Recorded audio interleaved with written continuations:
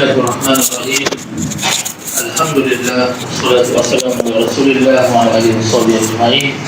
Assalamualaikum warahmatullahi wabarakatuh.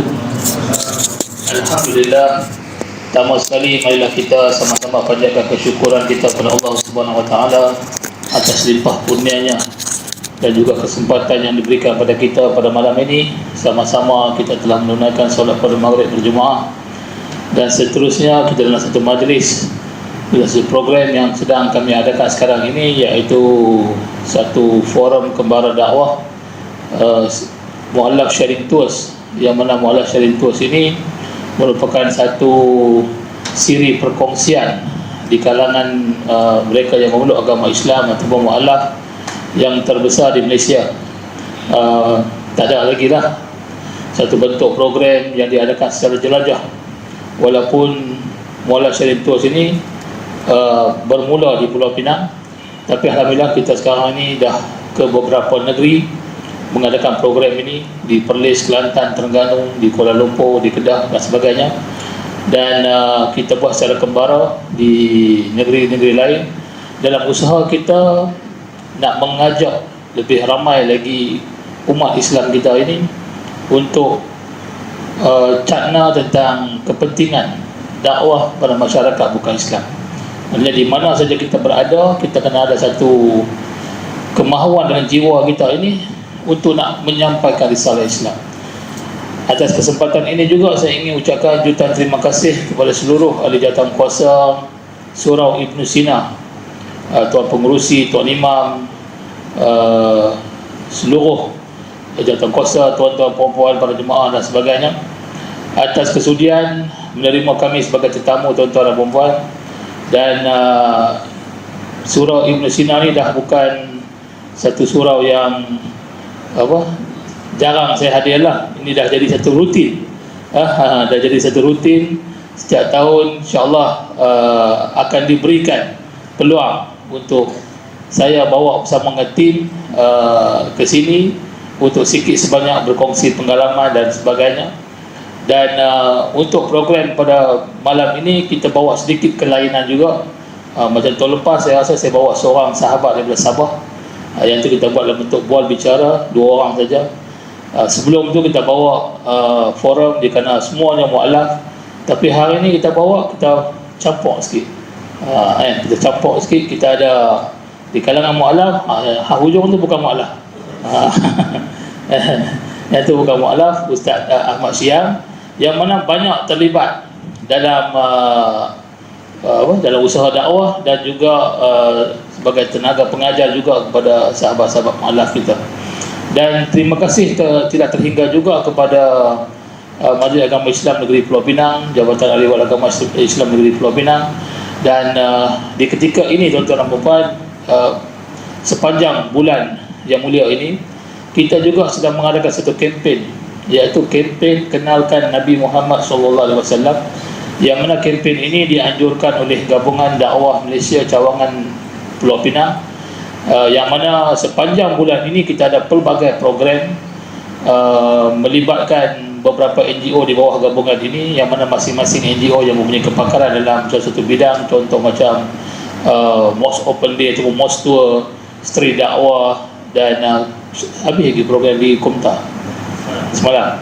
Jadi kita baru ni kita adakan program di Komta, di mana kita buka satu di tingkat 3 tu, pameran berkenaan dengan Islam dan sebagainya. Dan alhamdulillah kita didatangi oleh masyarakat bukan Islam yang ingin tahu sikit sebanyak tentang Islam, dan itulah sebenarnya tanggungjawab kita sebagai seorang Muslim untuk terus menyebar luas risalah Islam ini. Dan bersama-sama kita pada malam ini 2 orang kenalan yang agak rapat dengan saya. Satu, saudara Abdul Rahman Tishwaran, yang saya kenal dah ingat dah 2 tahun lepas kot. 2 tahun lepas pergi hantar daging korban. Itu bermula perkenalan saya dengan dia, dengan Abdul Rahman ini. Apabila saya diminta untuk hantar daging korban kepada salah seorang peserta, maka saya pun pergi hantar pada beliau, dan di situlah saya mula perkenalan. Dan antara soalan pertama yang ditanya kepada saya, di mana saya boleh belajar tentang Islam dengan lebih mudah lagi Maka disitulah mula kita berhubung untuk mendapatkan, untuk memberi maklumat dan sebagainya. Dan alhamdulillah baru saja menunaikan perkahwinan, bawah 2 bulan, 3 bulan nanti ni jadi. Dan sebelah ujung sana adalah Ustaz Ahmad Syiham, yang mana merupakan penolong pengurus kepada Hidayah Center Foundation, Hidayah Center Foundation-nya, dan seorang yang sangat aktif dengan berbagai aktiviti yang dijalankan. Dan kita bawakan sedikit pembaharuan dalam forum kita ini untuk mendapatkan lebih banyak himpun-himpun dakwah dan sebagainya. Jadi tanpa melengahkan saya penangkan diri selaku moderator pada malam ini, Bro Azli Stanley. Kebiasaannya Bro Azli Stanley lah. Tak payah panggil ustaz lah kot. Kita ni belum start lagi, lambat lagi nak start. Jadi merupakan pengurusi untuk Pertubuhan Jaringan Mu'alaf Malaysia, sebuah pertubuhan yang sebelum ni saya datang atas NGO yang lain, tetapi sekarang ni bulan 10 tahun lepas, bulan 6 tahun lepas, bulan 7 tahun lepas, saya menubuhkan Pertubuhan Jaringan Mu'alaf Malaysia untuk memberi fokus kepada program-program yang kami anjurkan ini. Sebab kita dah mula bergerak ke negeri-negeri lain, maka kita buat satu program kita buat satu pertubuhan untuk fokus kepada kisah-kisah mu'alaf ini, insyaAllah. Dan tanpa melengahkan masa, saya ingin terus kepada saudara Abdul Rahman Tinishwaran, kalau boleh kongsikan dengan para jemaah asal usul, latar belakang dulu ni agama apa, tinggal di mana bersama keluarga, dan apa yang sebenarnya membuatkan Brother Abdul Rahman berminat dengan Islam dan akhirnya memeluk agama Islam. Silakan kepada Mas Syur. Assalamualaikum. Nama saya Abdullah Rahman.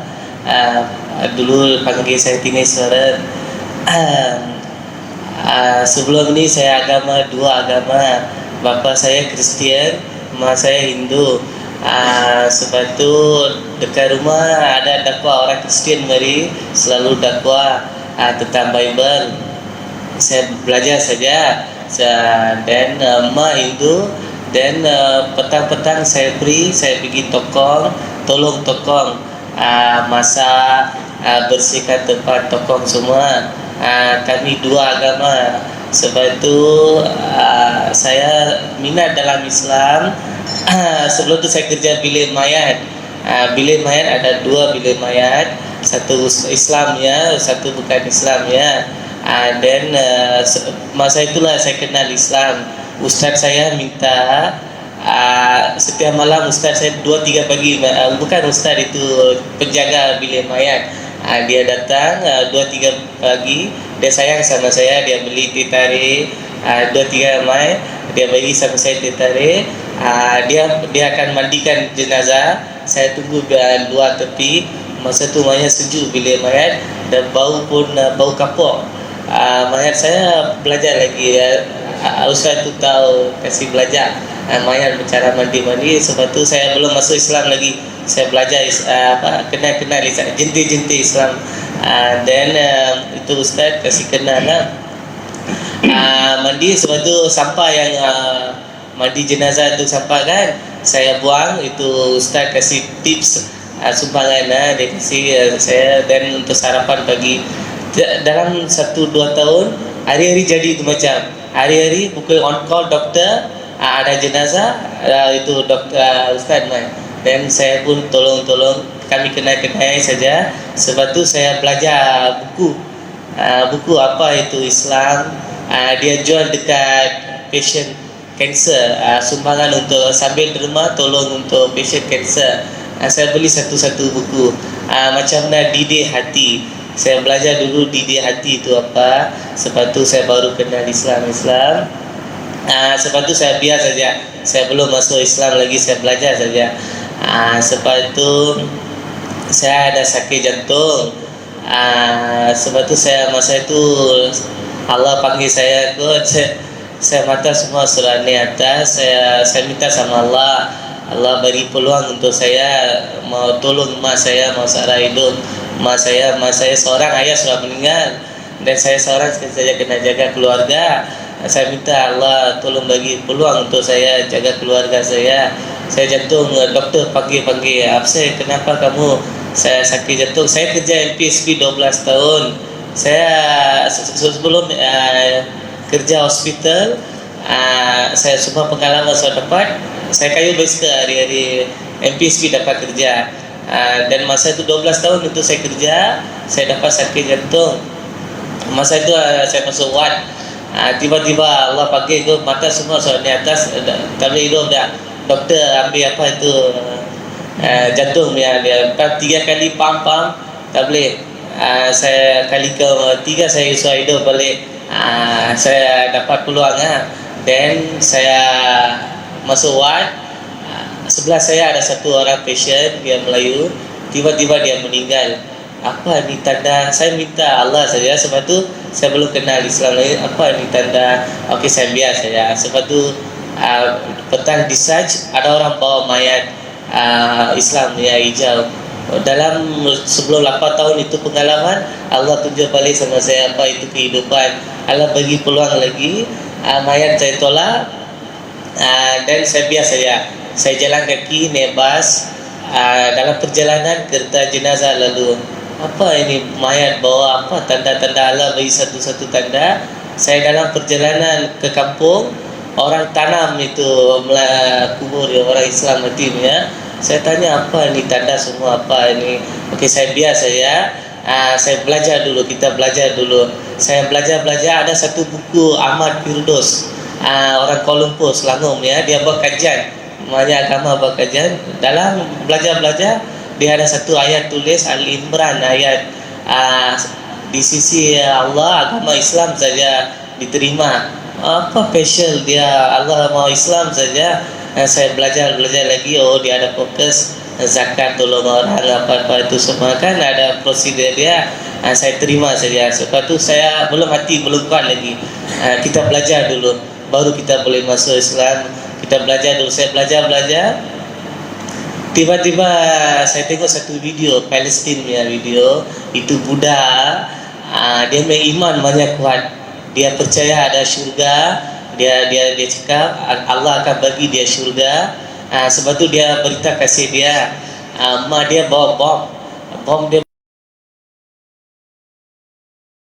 bom. Itu tentera Israel tembak juga mati. Itu adik dia mau lawan juga tentera Israel. Adik dia kecil, dia bawa bom juga. Dalam video itu dia kisah itu beritahu adik dia bawa mau tembak last kali itu Israel tembak juga. Dan saya dia imam banyak kuat. Saya belajar kita masuk Islam dulu. Dia sebab satu ayat Al-Imran ayat ada di sisi agama Allah ya Allah Islam saja. Saya masuk Islam. Sebab tu saya masuk, saya belajar. Last sekali saya solat subuh di Pride. Masa itu Masjid Pride maya kecil. Saya sunyi semayang. Saya sudah masuk Islam. Saya sunyi semayang. Last sekali orang sudah nampak, saya kena pukul. Saya kena pukul bila gelap. Saya masuk Islam. Saya kata mana Allah gerakan hati saya. Bukan saya mana tahu orang pukul kalau pada saya Islam. Dan saya kena pukul dekat rumah mari dia orang baling itu petrol botol. Dia baling batu bata baling. Saya takut. Saya masuk Islam. Dan sebab itu saya biar saja. Saya habis 2 rakaat saya minta sama Allah, tolong Allah. Saya satu orang saya ada apa mau buat tak tahu. Saksing semua mari pukul. Saya buat apa mau buat kena juga pukul. Siapa saya biarkan hidup ini dapat tunggu. Saya pun orang blok saya. Mana saya pergi pun orang blok saya pukul. Tapi saya terima saja. Dan saya sabar dalam 3 tahun saya di sini ada Ustaz Jamil surau Bandar Perda.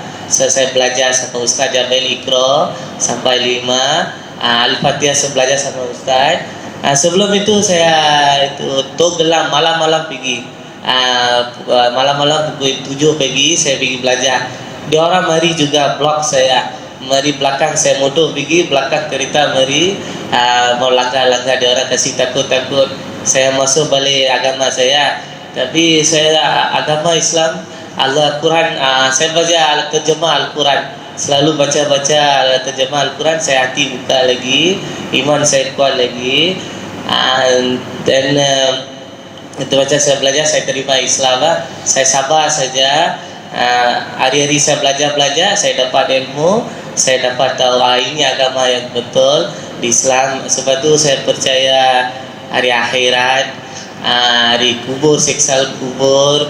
Oh, ini semua ada dalam Hindu. Dulu tara kita boleh lahir balik, tapi ini tara, ini semua ada dalam kubur, ada siksa kubur semua.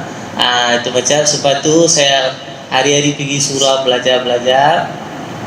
Dan pengalaman di kubur, ada hadis Rasulullah cakap, pahala banyak kalau kita sampai kubur. Takkan saya pergi kubur, saya tunggu kubur.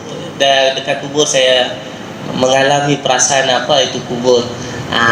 Dan itu kubur kan, dia orang lain kubur cakap, saya tunggu seberang dia kubur. Dia orang bawa mari itu jenazah, tak ada bawa jenazah, saya tunggu kubur. Oh, pengalaman ialah satu orang saja, siapapun tak ada tolong. Apa amalan buat segi-segi amalan, itu macam amalan buat, lain sharing tak ada.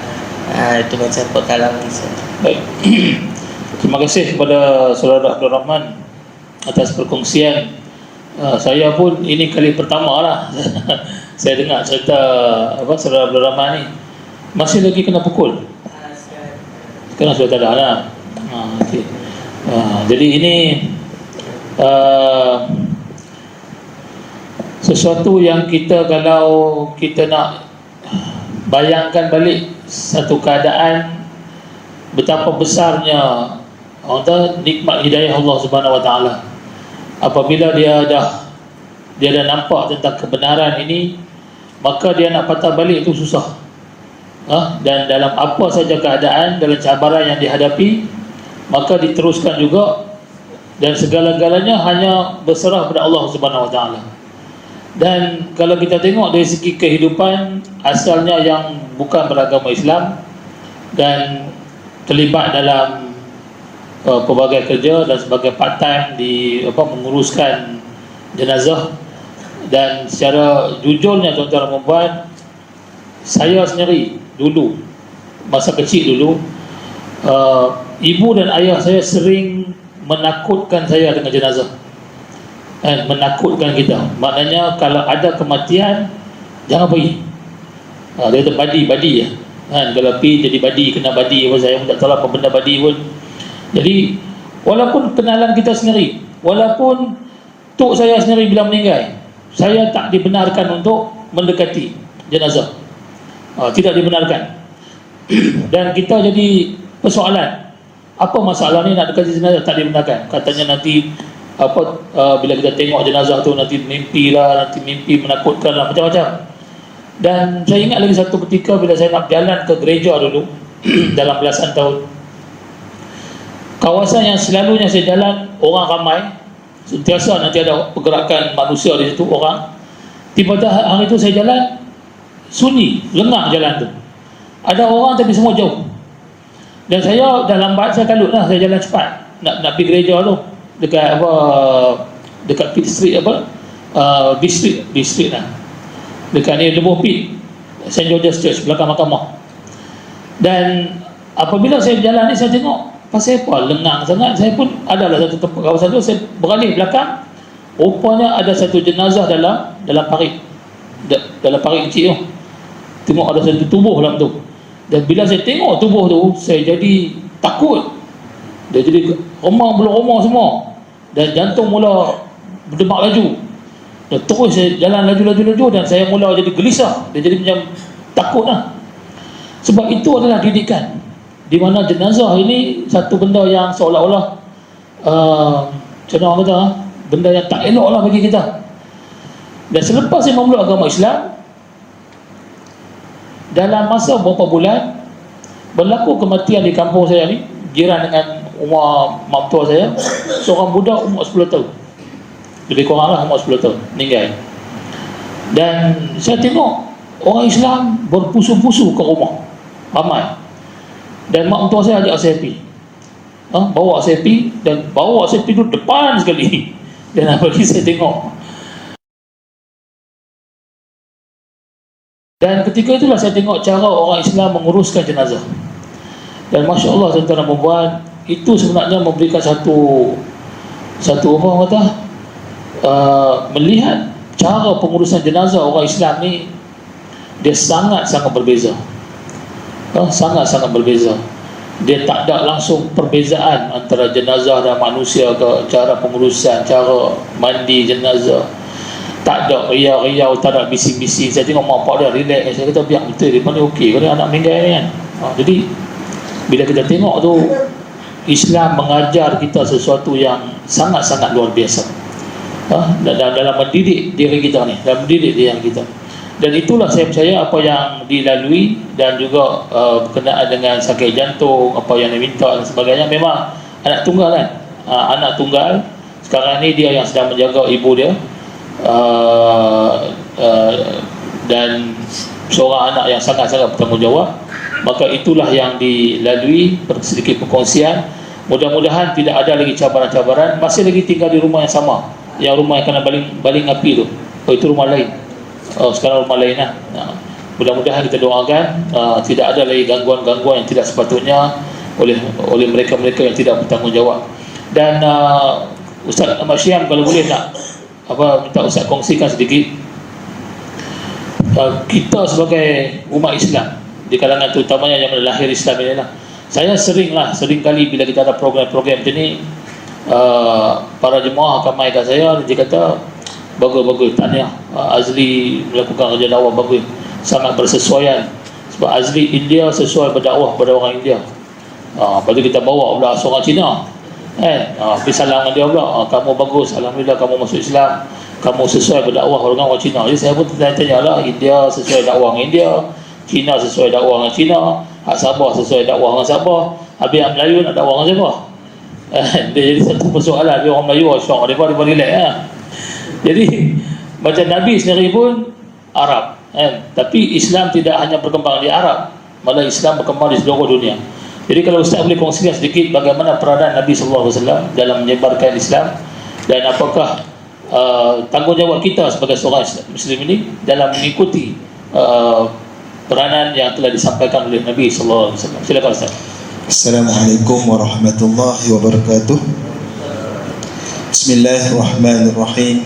Alhamdulillahi rabbil alamin. Wassalatu wassalamu ala ashrafil anbiya'i wal mursalin wa ala alihi wa sahbihi ajma'in. Rabbi shrah li sadri wa yassir li amri wahlul 'uqdatam min lisani yafqahu qawli, amma ba'd. Terima kasih kepada moderator, pada Azli, dan yang saya kasihi Fadil Abdul Rahman Tenis Warren, panel kita pada malam ini. Seterusnya Tuan Pengurusi, Tuan Imam, Tuan Bilal, Adik Jawatankuasa dan seluruh hadirin hadirat, tuan-tuan perempuan yang dirahmati Allah sekalian.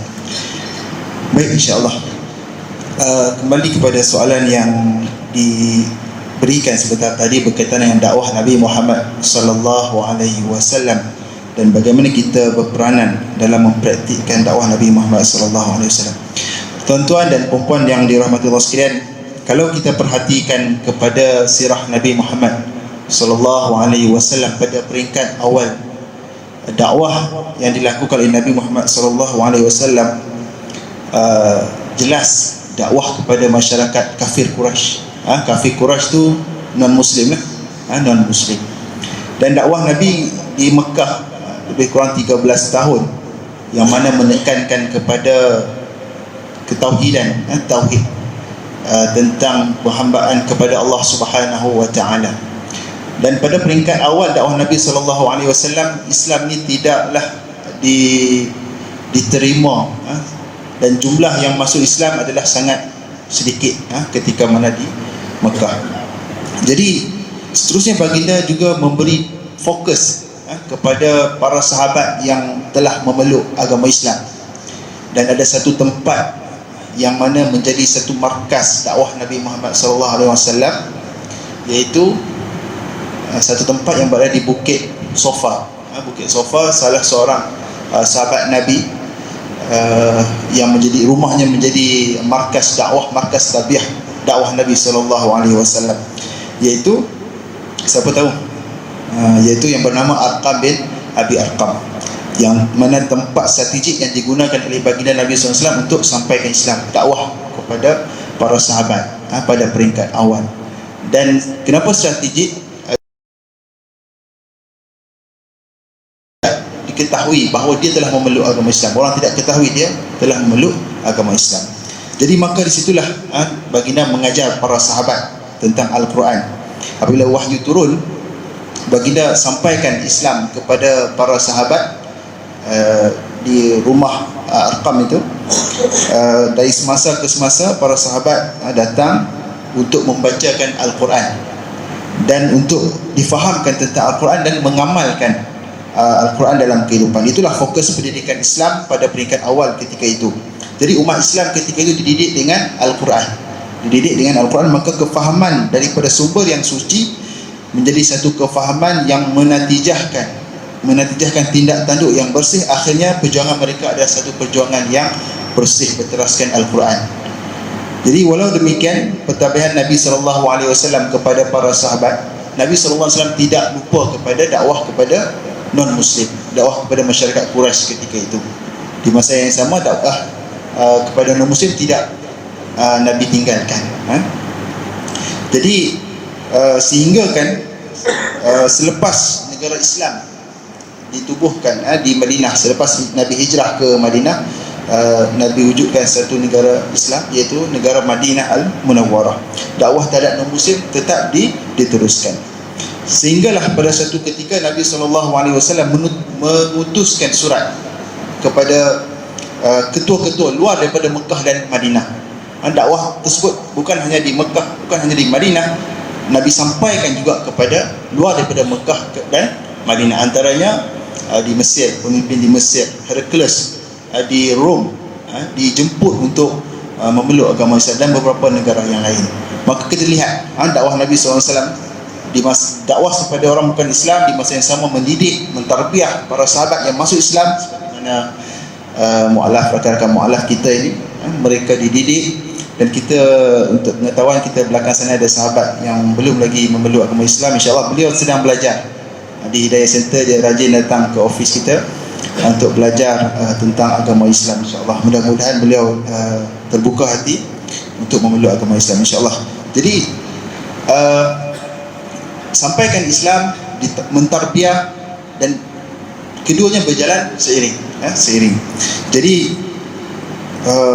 tidak benarlah, tidak cukup kalau kita katakan bahawa kita hanya fokus kepada dakwah ataupun islah.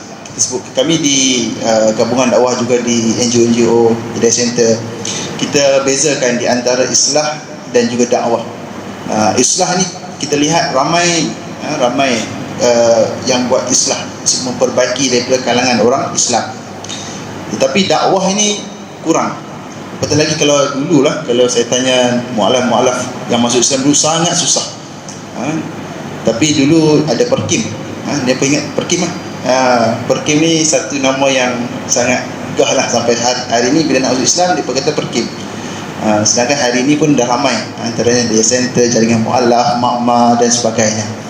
Jadi tanggungjawab itu perlu dijalankan. Fokus dakwah dan juga islah perlu berseiring. Jadi kita perlu buat kedua-duanya. Jangan kita fokus kepada islah sahaja, di masa sama kita tinggal kepada dakwah kepada non-Muslim.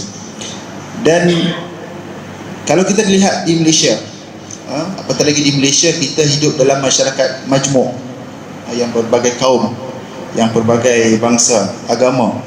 Maka takkan kita nak biarkan non-Muslim, rakan kita, sekerja kita, kita punya jiran kita yang non-Muslim, mereka tidak kenal tentang agama Allah, tentang Islam, tentang Allah, tentang Nabi Muhammad SAW.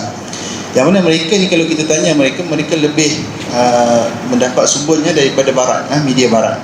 Yang mana media Barat ni memberi persepsi Islam tu negatif, antaranya Islam ni teroris dan sebagainya. Kalau kita tidak membuka mulut untuk ceritakan Islam kepada mereka, sudah tentulah mereka masih lagi dalam kefahaman yang salah tanggap terhadap agama Islam. Maka itu menjadi tanggungjawab kepada kita semua. Dan ulama bincangkan berkenaan dengan hukum dakwah kepada non-Muslim ni. dan paling kurang disebut oleh ulama, iaitu hukum dia fardu kifayah. Fardu kifayah. Dia sebut fardu kifayah, okey, orang lain nak buat kita tak bayar. Kita kena tukar, kita buat, orang lain tak bayar.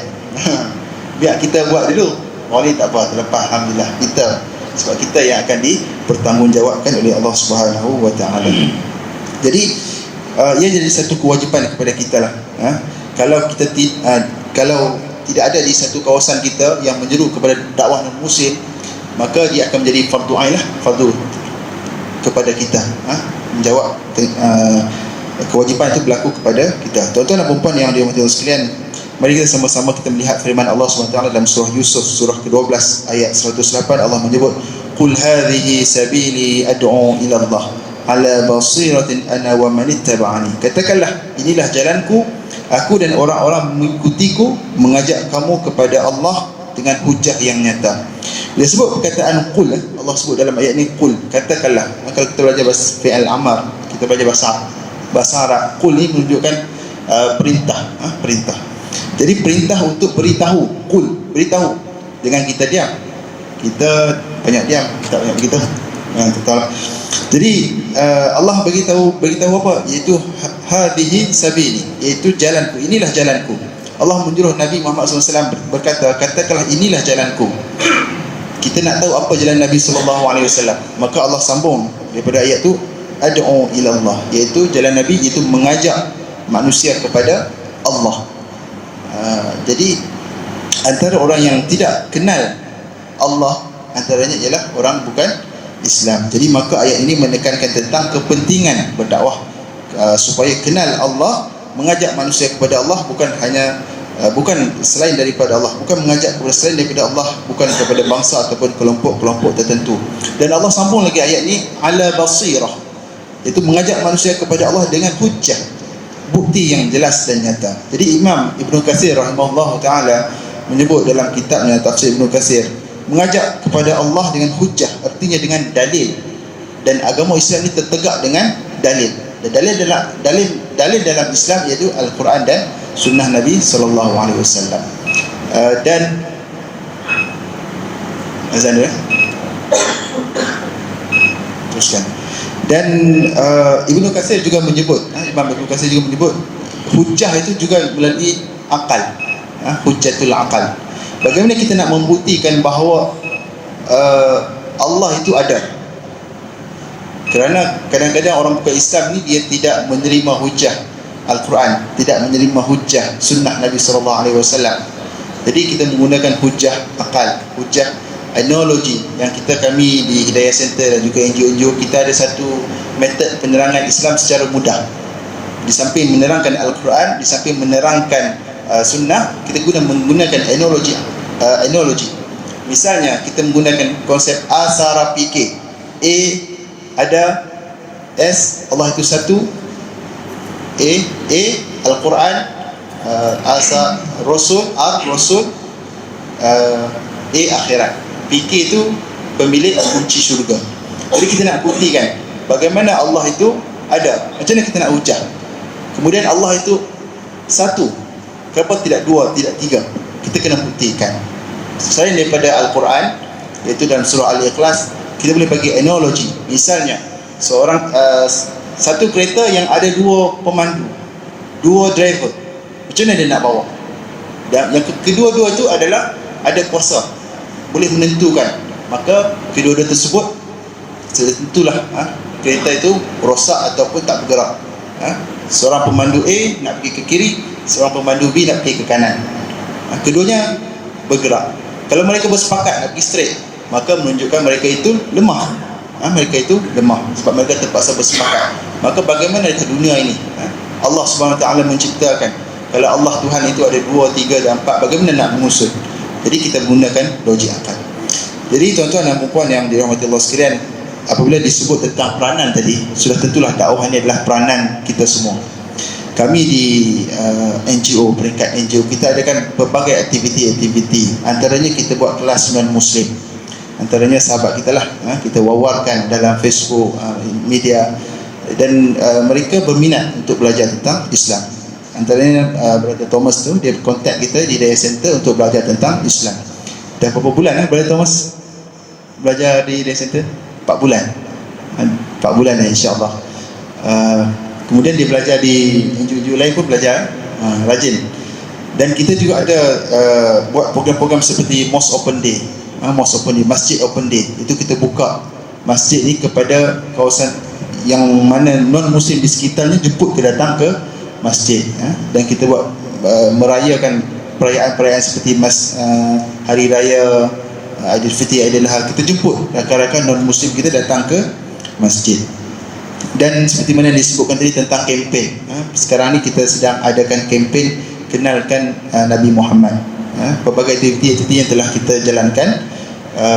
Sebelum tu kita ada kempen kenalkan Al-Quran, yang kita adakan sebulan di bulan Ramadan sempena nuzul Al-Quran. Jadi tuan-tuan dan puan-puan, hasil daripada dakwah yang kita sampaikan ini, kalau di Hidayah Center sahaja tahun lepas 900 orang yang telah syahadah seluruh Malaysia. Dan di Penang kalau terlepas di Hidayah Center 30 orang. Dan tahun ini daripada awal Januari sampai September 30 orang. InsyaAllah hari Jumaat esok lusa seorang lagi akan datang ke pejabat kami di Bayan Baru untuk syahadah. InsyaAllah mudah-mudahan dengan usaha yang kita sampaikan Islam, penerangan tentang Islam ini, kita adakan kelas, walaupun dia tak masuk Islam, paling kurang dia faham tentang Islam. InsyaAllah dia tenang dengan Islam. Mudah-mudahan dia terima Islam, insyaAllah. Dan satu lagi adalah kita panggil akhlak kita lah. Bila mana kita nak berdakwah, sudah tentulah mereka non-muslim ni melihat kita, mereka tidak membaca Al-Quran, mereka tidak membaca sunnah, maka mereka membaca akhlak-akhlak umat Islam, termasuk saya dan sebagainya, kita semua. Maka mereka lihat dekat ini akhlak yang ditunjukkan, akhlak yang diajar oleh Islam. Jangan kita menjadi penyebab salah faham mereka terhadap agama Islam. Sebab kata patah kita ni sebagai duta lah, duta kepada Islam. Wallahualam, terserah pada moderator. Baik, terima kasih kepada Ustaz Masyiam atas penjelasan. Jadi kesimpulannya tuan-tuan dan puan, fitrah agama Islam ini adalah agama dakwah, agama yang mewajibkan kita ni untuk menyampaikan, menyebar luaskan lagi Islam ini kepada mereka-mereka yang belum lagi kenal apa itu Islam, siapa itu Allah, siapa Nabi Muhammad sallallahu alaihi wasallam. Cumanya kadang-kadang ni dalam kita nak menyampaikan risalah ni, kita mempunyai satu harapan yang tinggi. Maknanya orang yang kita menyampaikan ni, kita harap bila kita sampaikan Islam pada dia ni, dia memeluk agama Islam. Itu harapan kita lah. Tak salah untuk ada harapan kita yang tinggi. Tapi cumanya kadang-kadang bila harapan tu tak jadi kenyataan, maka kita ni kebiasaannya akan mula frust lah. Kita akan frust. Aku dah buat dah macam-macam dah aku habaq dia ni tak peduli pun, tak mau tahu pun. Cuma tuan-tuan dan puan, yang nak masuk Islam, yang nak gerakkan hati untuk dia nak buat keputusan, bukannya kita. Itu bukan di luar bidang kuasa kita. Cuma tanggungjawab kita ni seperti mana pesan Nabi sallallahu alaihi wasallam, sampaikan walau satu ayat. Itu tanggungjawab kita. Nabi pesan kat kita untuk menyampaikan. Maka kita sampaikan. Kita sampaikan dalam satu keadaan yang betul-betul dia boleh memahami apa itu Islam. Jadi kita jujur dan ikhlas dengan diri kita. Dan apabila dikatakan bab akhlak dan sebagainya, macam mana kita nak tunjulkan akhlak kita selain daripada kita nak tunjuk kata mungkin kita ni baik, kita berbudi bahasa dan sebagainya. Kadang-kadang kita kena ambil satu inisiatif. Sebab satu perkara seperti mana dikatakan tadi, kenapa sekarang ini alhamdulillah saya tengok dalam 5 tahun kebelakangan ini memang program-program seperti Mosque Tour ini di Pulau Pinang ni sering diadakan. Saya pergi Kelantan, saya pergi Terengganu, orang tanya saya, yalah kita pergi Pantai Timur kan, orang akan tanya saya Pulau Pinang macam mana, soal azan boleh azan, tak boleh azan, itu soalan biasa. Jadi kita terangkan pada mereka dan mereka kagum. Mereka kagum dengan usaha-usaha yang dilakukan, dan mereka lihat keberanian masyarakat Islam kita ni boleh berdakwah, boleh mengajak orang bukan Islam ni masuk ke masjid dan sebagainya. Dan kenapa kita kena adakan perkara-perkara begini? Sebab masih lagi ramai di kalangan orang bukan Islam ni, dia rasa macam orang Islam ni sedang menyembunyikan Tuhan. Orang Islam ni dia sembunyikan Tuhan. Sebab Tuhan mana pun dia nak tengok, dia masuk Google, dia bubuh nama, akan naiklah gambar Tuhan dia tu, Tuhan tu. Tapi bila dia bubuh Allah, apa tak ada. Dia naik tulisannya, gambar tak ada. Dia bubuh Muhammad pun tak ada. Dan baru-baru ini saya rapat juga dengan sahabat-sahabat pendakwah di Perlis. Di Perlis ni dia ada satu agensi dakwah, iaitu Perlis Center of Wisdom, di bawah Majlis Agama Islam Negeri Perlis. Dan saya setiap usaha untuk pertubuhan saya ni dia di Perlis lah. Jadi dikatakan ada buat satu research berkenaan dengan kewujudan agama-agama baru. Maka dah pun keluar satu buku yang mengatakan sudah wujudnya 60 agama-agama baru. Satu kepercayaan, satu filosofi yang baru yang mengajak manusia ni untuk ikuti satu falsafah yang baru dan sebagainya. Dan dia tak ikut dah lama-lama ni, dia yang baru. Dan yang baru ni semua berkaitan dengan kasih sayang, cinta, ambil peduli, semua sama juga dengan yang mana kita buat, tapi ikut selera dia. Dan saya pergi satu pertubuhan akhlak something lah di Perlis tu, dalam research yang mereka buat. Jadi mereka kena bertemu juga dengan pertubuhan tersebut untuk mendengar daripada mereka sendiri tentang aktiviti mereka. Dan apabila kami ke satu dewan, kami tengok ada gambar gambar Jesus, ada gambar Buddha, ada gambar tak silap saya Mahatma Gandhi pun ada, itu kepercayaan orang Hindu dan sebagainya. Dan ada satu frame tu, dia gambar tak ada, dia bubuh nama Muhammad. Dia bubuh nama Muhammad. Jadi kita pun patut tengok, apa kaitan ni? Jadi kita pun tanya dia, kenapa ada nama Muhammad? Mereka kata bagi persatuan dia tu, persatuan akhlak tu, dia melihat Nabi Muhammad ini bawa satu akhlak yang cemerlang, satu akhlak yang perlu dicontohi, wajib dicontohi. Jadi dalam dia punya komuniti tu, dia akan ceritakan tentang akhlak-akhlak mulia Nabi SAW.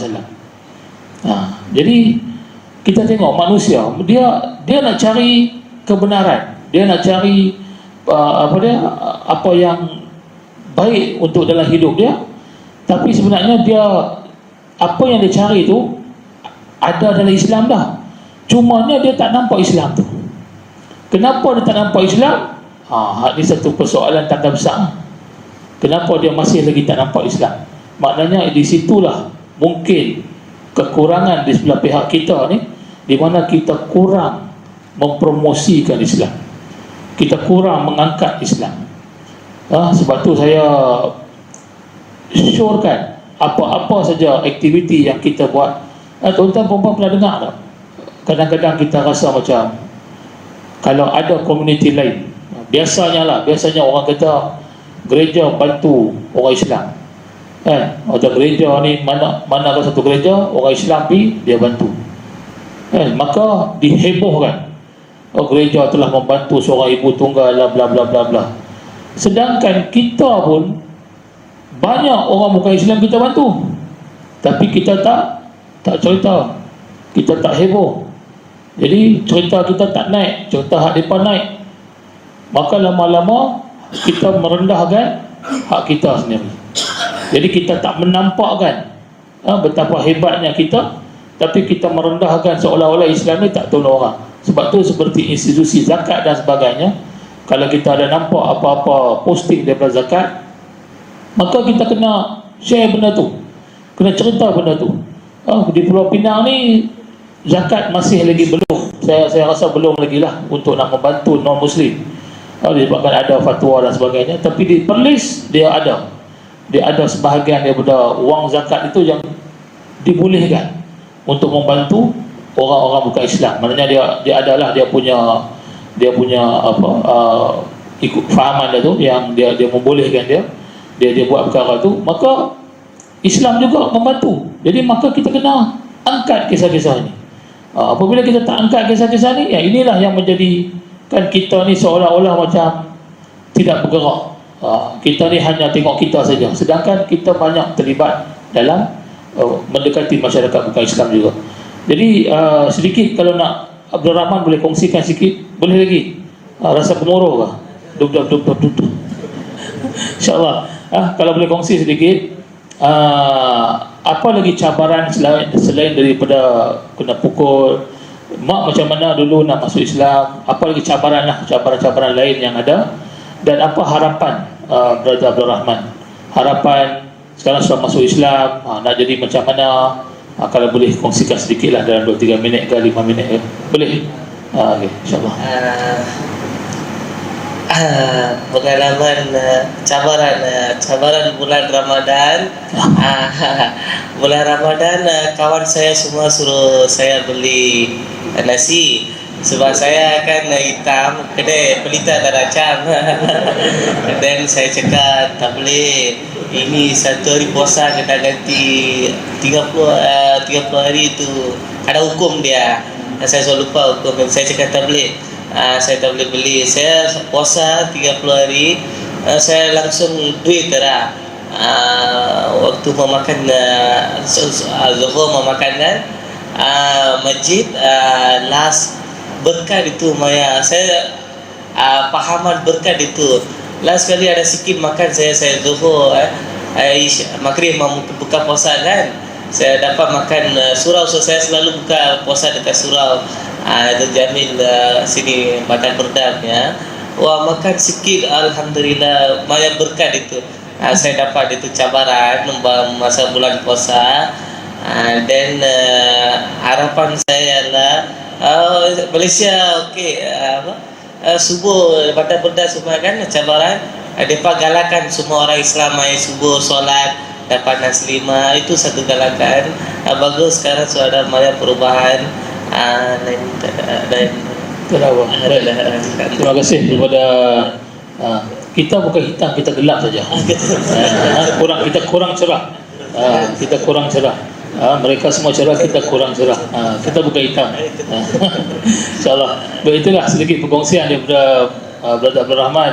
Puasa lah, disebabkan ialah kan orang tak cam.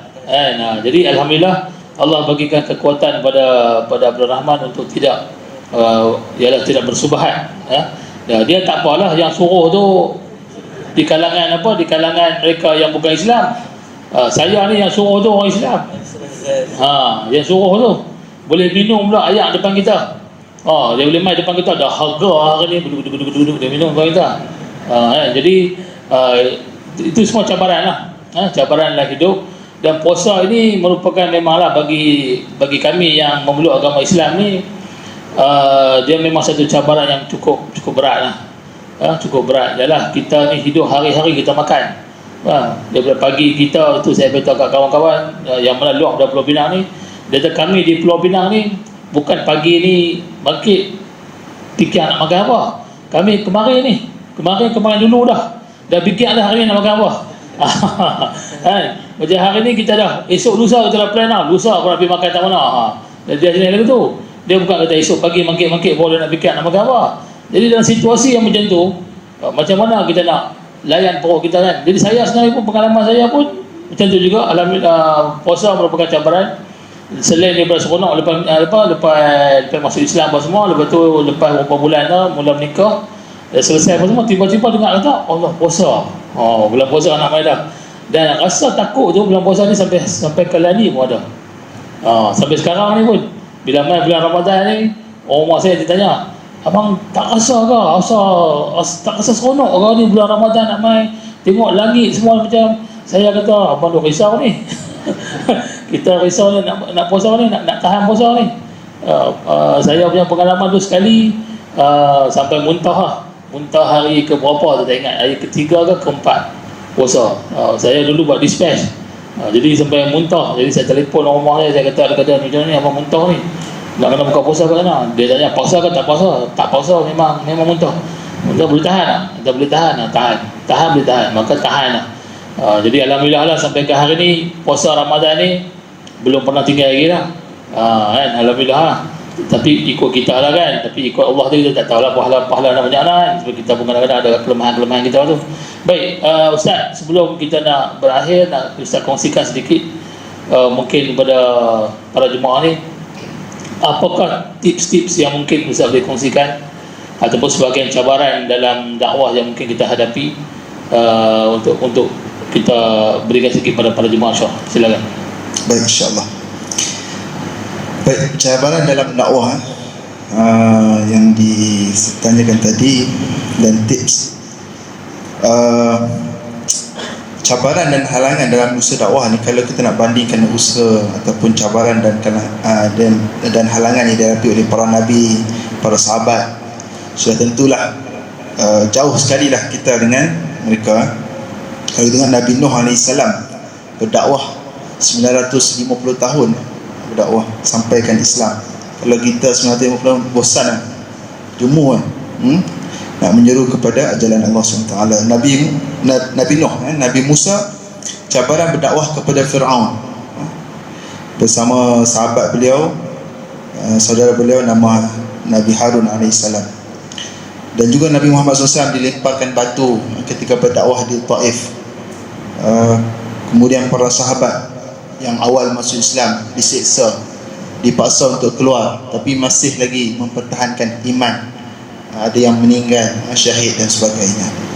Jadi kalau kita tengok di Malaysia ini, kita beruntung, kita masih dapat melaksanakan usaha dakwah secara aman dan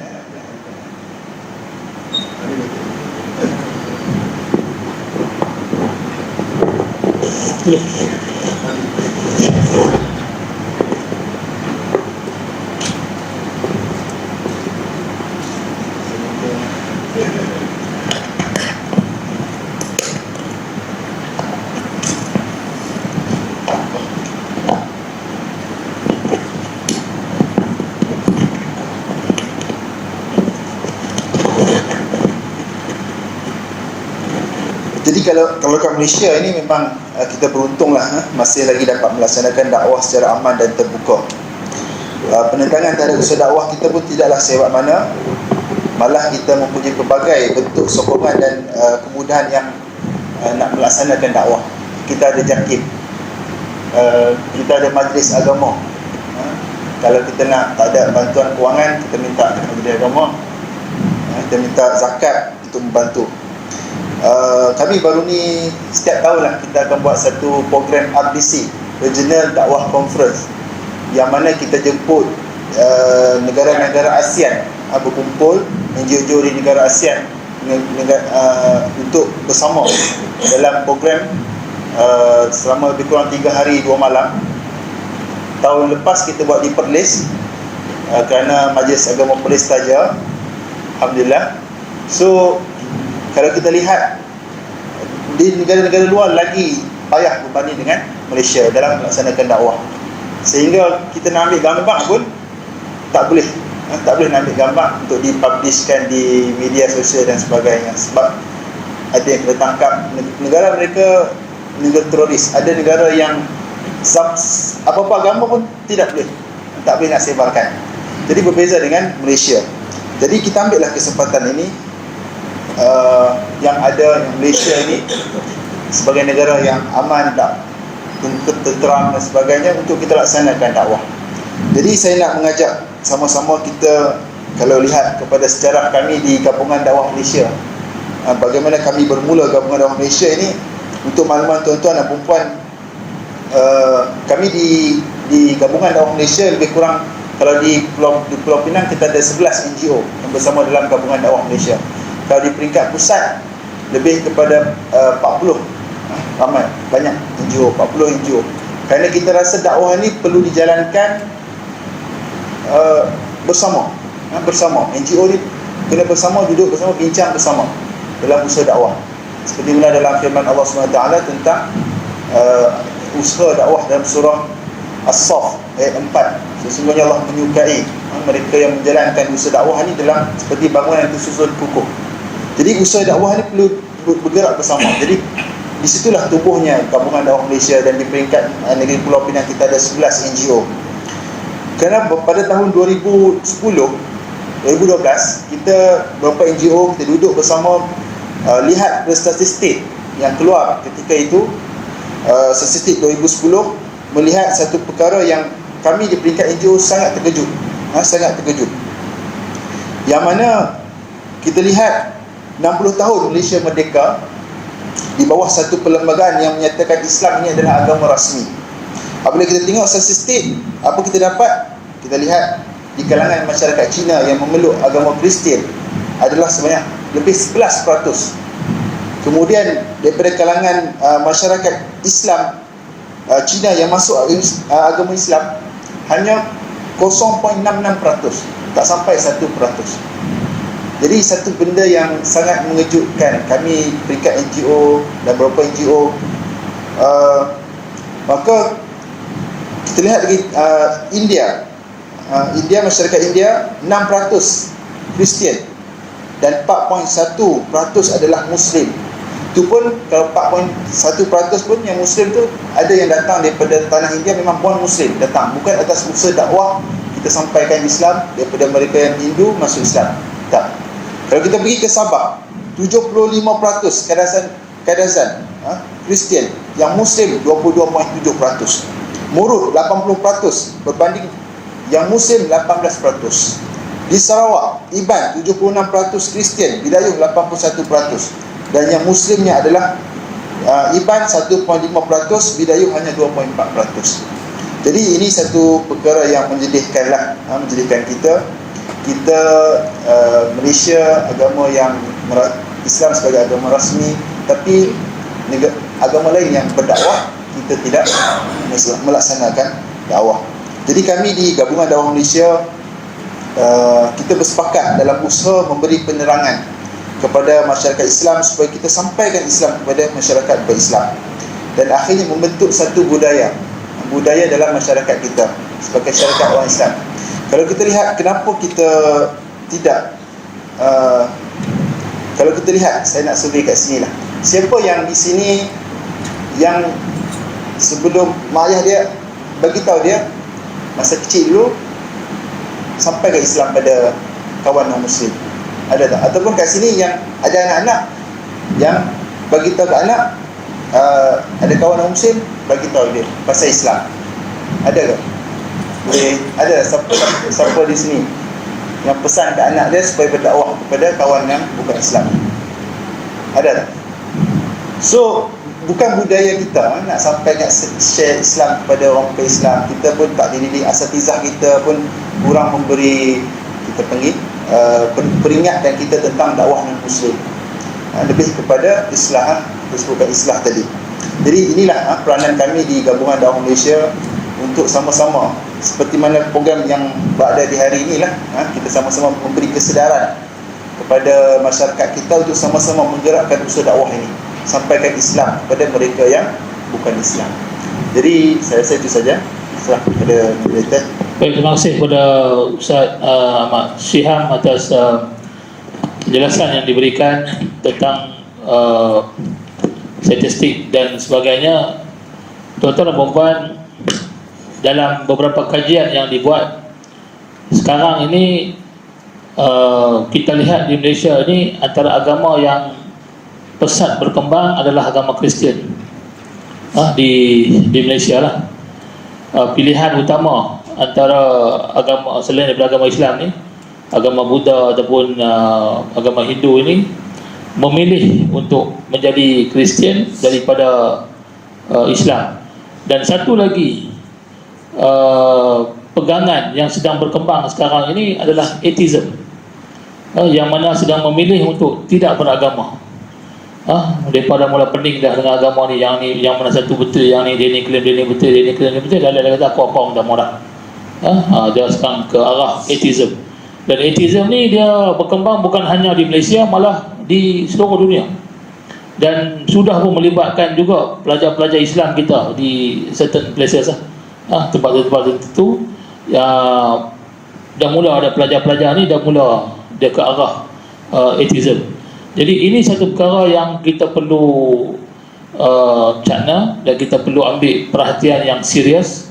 Sebab sekiranya kita tidak melakukan apa-apa tindakan, maknanya maka kita mungkin akan hadapi, bukan esok ni masyarakat kita juga akan terbabit, malah kita akan kehilangan ruang peluang yang ada di negara Islam ini, madu'u yang memilih agama lain. Dan ini belum lagi dikira seperti mana tadi yang saya maklumkan tadi tentang pelbagai agama-agama baru yang mula wujud. Semua agama ni wujud ni kerana apa? Mereka sedang mencari satu kepercayaan, mereka sedang mencari Tuhan mereka. Mereka sedang mencari Tuhan mereka tanpa mereka sedar bahawa Tuhan yang sebenar-benarnya ada di dalam Islam. Jadi ini adalah satu tanggungjawab yang cukup besar bagi semua kita. Sebab itu seperti mana Syiham kata tadi, kita kena membudayakan anak-anak di sekolah, sekiranya ada guru-guru non-Muslim dan sebagainya, bagaimana kita boleh mendekati mereka. Saya pengalaman program yang sama ni kita buat tahun lepas. Sini pun kita ada buat satu tarikh tu, dan tahun lepas tu saya bawa Brother Syakiri ke masjid daerah Sembilan Puluh Utara. Dan selepas penghujung program itu kita buka lah untuk soalan. Jadi ada seorang budak umur dah 8 tahun, budak perempuan, dia beritahu ke ayah dia, kata dia ada soalan nak tanya. Jadi ayah dia pun bawa lah, dukung budak tu mai. Dan saya pun bagi mikrofon kat budak tu, dan budak tu pun tanya soalan. Dia tanya, boleh tak teacher saya yang bukan beragama Islam masuk syurga sebab saya sayang teacher saya? Saya tak boleh lupa soalan tu Bella. Dia tanya soalan, dia tanya boleh tak teacher dia masuk syurga, yang bukan beragama Islam tu masuk syurga sebab dia sayang teacher dia. Seorang budak yang umur 8 tahun. Kita mungkin pendekatan guru tersebut, macam mana cara didikan dan sebagainya, sehingga budak ni begitu sayang pada guru dia. Dan kita kena tanya, kadang-kadang kita ada jiran-jiran, seperti mana yang para jemaah pernah bagi tahu, kita ada jiran yang sangat baik di sini dan sebagainya. Jadi bagaimana kita nak tunjuk akhlak kemuliaan Islam itu pada mereka. Dan inilah yang sebenarnya yang mampu kita buat, dan selebihnya kita berserah kepada Allah Subhanahu Wa Taala. Dan mudah-mudahan apa yang kita boleh tunjukkan sikit sebanyak itu, itulah yang mungkin ada kebaikan di sisi Tuhan untuk kita, dan juga ada kebaikan untuk mereka-mereka yang kita dekati dalam memberikan kefahaman tentang Islam. Jadi mudah-mudahan usaha-usaha sebegini terus semarak, dan masyarakat Islam kita kena lebih ramai lagi terlibat di mana saja kita berada. Setiap kali kita tengok orang bukan Islam ni, kita kena ada satu perasaan, bagaimana kita nak menyampaikan Islam pada mereka. Sebelum saya nak akhiri, tuan-tuan dan puan, saya bisikan sedikit masa bagi kat saya sikit. Saya ni pun panelis juga, dia bukan mudah nak jadi moderator, kan? Jadi saya nak tanya tuan-tuan sikit, di penghujung program ini, sekiranya kita ni boleh letak satu nilai pada diri kita, kita boleh letak satu price tag pada diri kita, agak-agak tuan-tuan puan, berapa nilai diri kita? Agak-agak 1 juta boleh? 1 juta tak boleh? 2 juta? USD sekarang dah naik USD. Kita letak USD lah, tak mau RM jatuh kan. Boleh? 2 juta. Diri kita ni nilai dia 2 juta. Boleh? Tak boleh? Okey, tak apa. Allah kurniakan pada kita ni, tubuh badan kita ni ada benda berpasangan. Mata kita berpasangan, tangan kita sepasang, kaki sepasang, bawah pinggang sepasang dan sebagainya. Kalau sekiranya ada hari ni seorang mai kat kita, ada seorang tu mai kat kita, dia kata, Tuan ada 2 biji mata, saya nak 1 mata, saya bagi 3 juta kepada Tuan. Tuan-tuan bagi tak? Sebiji mata dia minta 3 juta dia bagi. Boleh bagi? Tuan-tuan fikir panjang ni, 3 juta ni. Boleh bagi? Muslimat boleh bagi? Tak boleh. Mata ada 2, dia minta 1 je. Masih lagi boleh tengok, boleh melihat kebesaran Allah Subhanahu Wa Taala. Tak ada masalah. Sebelah mata tutup pun gelas saya boleh ambil boleh kan? Okey lagi.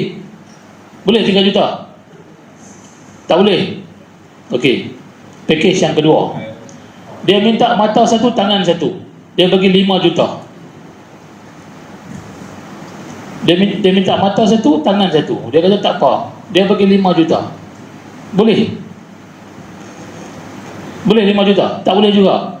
Okey, package yang terakhir, dia minta mata satu, tangan satu, kaki satu. Dia bagi 10 juta kat kita.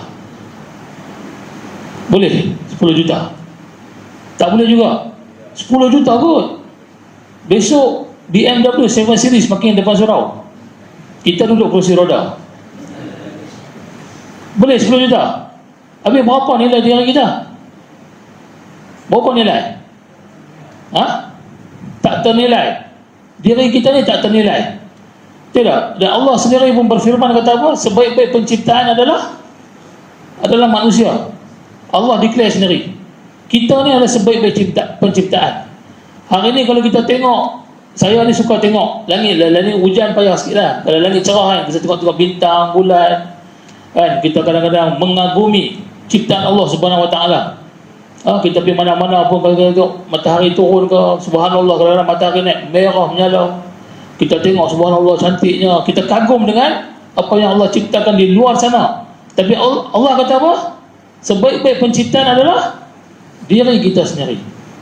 Baik, soalan yang terakhir, sekiranya hari ini ada orang main kat kita, dia pegang pedang, dia letak kat jantung kita, dia tanya, antara diri kamu sebaik-baik penciptaan dan Islam, kamu pilih yang mana? Tuan-tuan pilih yang mana? Betul pilih Islam Diri kita ni sebaik-baik penciptaan. Sanggupkan nak korbankan diri yang sebaik-baik penciptaan ni hanya kerana Islam? Fikir panjang. Nak masuk syurga tapi mati tak mau, macam mana?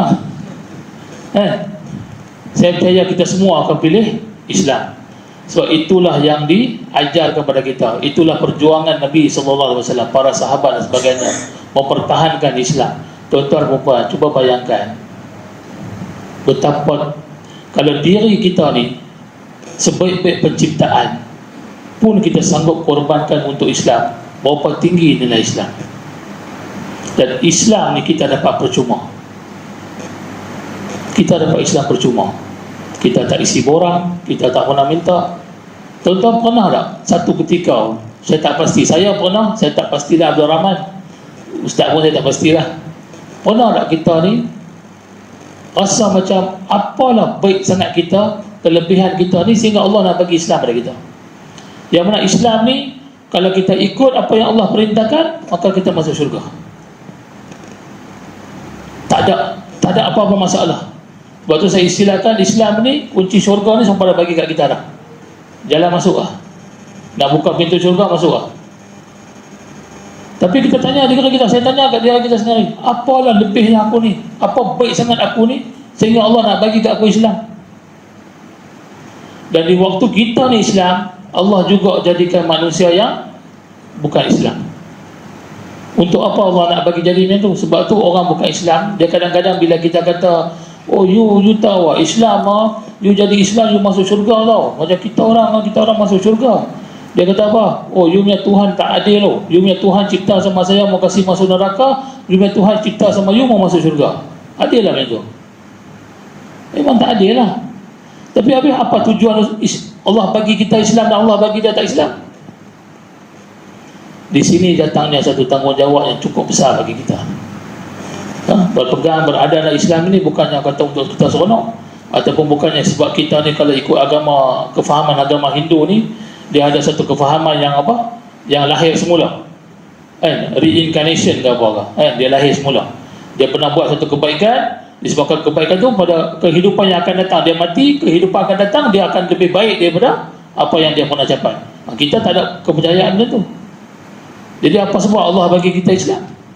Ini satu persoalan yang perlu kita tanya pada diri kita. Dan ini sebenarnya satu tanggungjawab yang cukup besar yang Allah kurniakan pada kita. Dan seterusnya adalah apa yang kita nak buat sebagai seorang duta Islam dalam kita nak menyebarkan Islam, insyaAllah.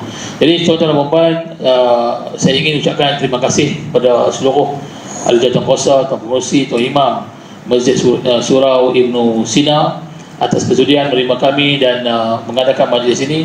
Dan mudah-mudahan apa yang kami kongsikan ini memberi manfaat pada kita semua, dan kita bersyukur kita seorang tetamu kita yang belum lagi beragama Islam bersama-sama dengan kita dalam untuk nak menilai, untuk belajar dengan lebih lanjut lagi, saudara Thomas, untuk melihat sendiri Islam itu bagaimana dan bagaimana dia boleh bawa bagaimana Islam ini bersesuaian untuk diri dan sebagainya.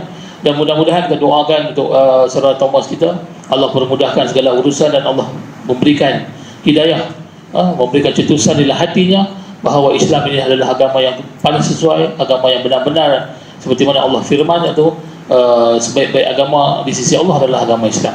Jadi sekali lagi terima kasih kepada Majlis Agama Islam Negeri Pulau Pinang dan juga Jabatan Ahli Agama Islam Negeri Pulau Pinang dan juga Zakat Pulau Pinang atas membantu menjayakan program pada malam ini. Mudah-mudahan apa yang kami kongsikan ini memberi manfaat. Dan sebelum saya akhiri tuan-tuan, saya nak maklum juga, selalu pengurusi akan tanya saya lah bila minum-minum, bila nak pergi Sabah. Sabah bila nak pergi, sebab saya pernah buat perkongsian pergi Sabah di sini. Saya baru balik ke Sabah. Baru 3 minggu lepas baru balik ke Sabah. Dan masa saya on the way jadilah kereta, kita adalah di Sabah ni kita ada buat perancangan untuk beberapa bukan projek, tapi kita nak ada bantuan yang kita nak bagi kat mereka. Dan dalam buat kereta tadi mesej masuk daripada sahabat saya di sana yang memohon sedikit sumbangan. Di Sabah ni tuan-tuan dan puan, mereka tak minta sumbangan untuk nak makan. Bak makan ni mereka tak heran. Mereka boleh makan pucuk kayu apa yang ada dalam hutan tu. Mereka boleh bela apa ayam kampung dan sebagainya. Bak makan ni mereka tak risau. Mereka ada 200-300 boleh hidup satu keluarga sebulan. Tapi apa yang mereka perlukan adalah sedikit kemudahan tertentu. Contoh macam keperluan kenderaan, kalau rosak nak repair apa semua, inilah benda-benda yang memerlukan bajet yang tinggi. Dan baru ni surau yang kami duduk tu, dia punya apa benda tu, tempat charge untuk solar dah mula rosak dan katanya ada peruntukan, tapi sampai sekarang belum ada lagi. Dan itulah saya pun dalam perancangan untuk nak memberi bantuan kepada mereka. Dan kebetulan kawan saya pun WhatsApp sebentar tadi, mereka sedang clear satu jalan, nak buat jalan untuk memudahkan urusan anak-anak ke sekolah dan sebagainya.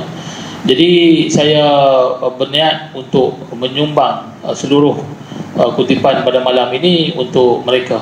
Jadi sekiranya tuan-tuan dan puan berhajat untuk memberikan sikit sebanyak sumbangan 100% apa yang kita ambil daripada surau Ibn Sina ini, insya-Allah saya akan serahkan untuk keperluan di Sabah.